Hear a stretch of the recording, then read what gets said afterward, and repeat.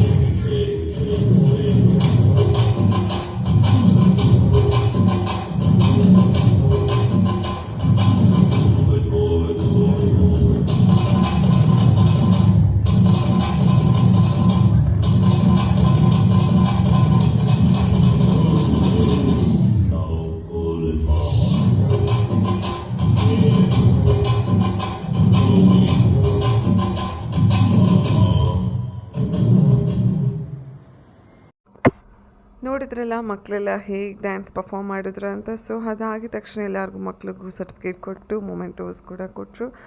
ಅದಾದ ನಂತರ ಸ್ವಲ್ಪ ಪ್ರೋಗ್ರಾಮ್ ಎಲ್ಲ ಮುಗಿದ ಮೇಲೆ ಆಚೆ ಬಂದು ಮಕ್ಳಿಗೆಲ್ಲರಿಗೂ ಪಾನಿಪುರಿ ಮಸಾಲೆ ತಿಂದ್ಕೊಂಡಿದ್ವಿ.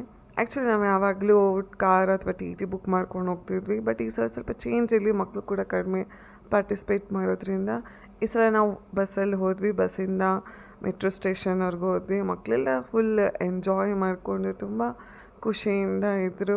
ಸ್ವಲ್ಪ ಚೇಂಜ್ ಇರಬೇಕಲ್ವ, ಯಾವಾಗಲೂ ಆಟೋದಲ್ಲಿ ಅಥವಾ ಕಾರಾಗಲಿ ಟಿ ಆಗಲಿ ಹೋಗೋ ಬದಲು ಸ್ವಲ್ಪ ಇವತ್ತು ಒಂಥರ ಪ್ರೋಗ್ರಾಮ್ ಡಿಫ್ರೆಂಟ್ ಇರಲಿ ಅಂತ ಹೋದ್ವಿ.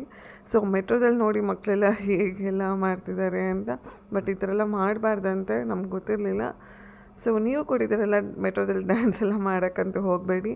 ಸೊ ಈ ವಿಡಿಯೋ ನಿಮಗೆ ಇಷ್ಟ ಆಗಿದರೆ ಲೈಕ್ ಮಾಡಿ, ಥ್ಯಾಂಕ್ ಯು.